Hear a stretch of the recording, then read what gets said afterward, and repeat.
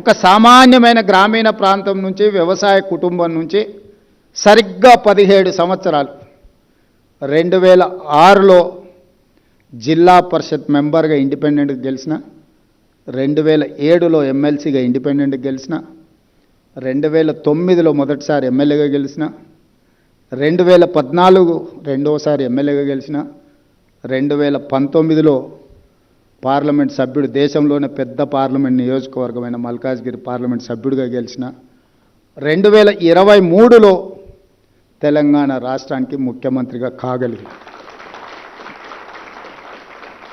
గ్రామీణ ప్రాంతం నుంచి, వ్యవసాయ కుటుంబం నుంచి, మధ్యతరగతి ఉమ్మడి కుటుంబంలో పెరిగిన నేను ఇంత గొప్ప అవకాశాన్ని 4 కోట్ల తెలంగాణ ప్రజలు ఇస్తే, ఈ అవకాశాన్ని 4 కోట్ల తెలంగాణ ప్రజల యొక్క సంక్షేమం కోసము, అభివృద్ధి కోసము, ఈ ప్రాంత అభ్యున్నతి కోసం ఉపయోగించకుండా నాకెవరో నచ్చలేదనో, నాకెవరి మీద కోపం వచ్చిందనో నేను ఈ అధికారాన్ని ఒకవేళ వినియోగిస్తే నాకంటే మూర్ఖుడు ఇంకొకడు ఉండడు అని నేను భావిస్తున్నాను. అందుకే ఈ 20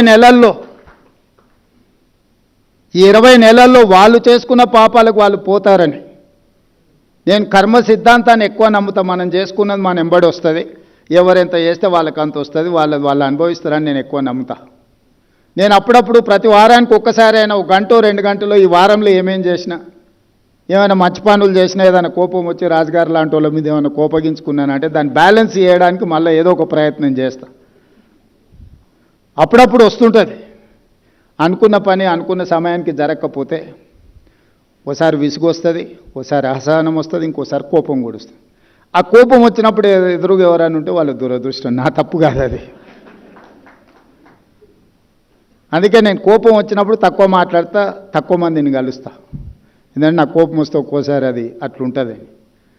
అందుకే నేను కోపాన్ని ప్రదర్శించాలన్న ఆలోచనతో తెలంగాణ రాష్ట్రానికి ముఖ్యమంత్రిని కాలేదు. తెలంగాణ ప్రజలు పెద్ద బాధ్యత నా భుజాల మీద పెట్టినరు.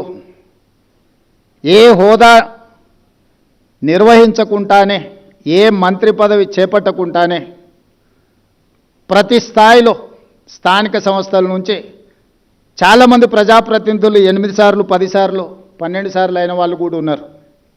కానీ వాళ్ళు ఒకే చట్టసభలకు ప్రాతినిధ్యం వహించిన వాళ్ళు ఉంటారు. 10 సార్లు ఎమ్మెల్యేగా అయినట్టు 50 సంవత్సరాలు వాళ్ళు ఒక అసెంబ్లీలోనే ఉంటారు.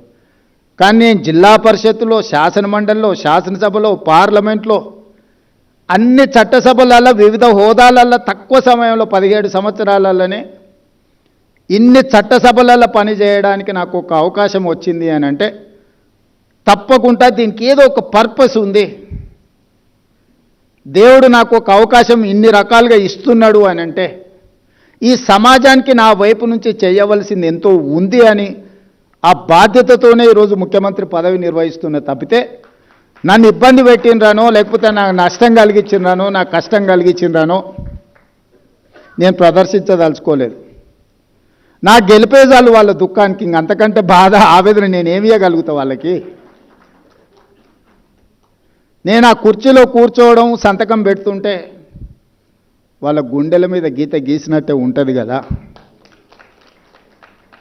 ఆ మధ్య భారత్ సమ్మిట్ నిర్వహించినాం.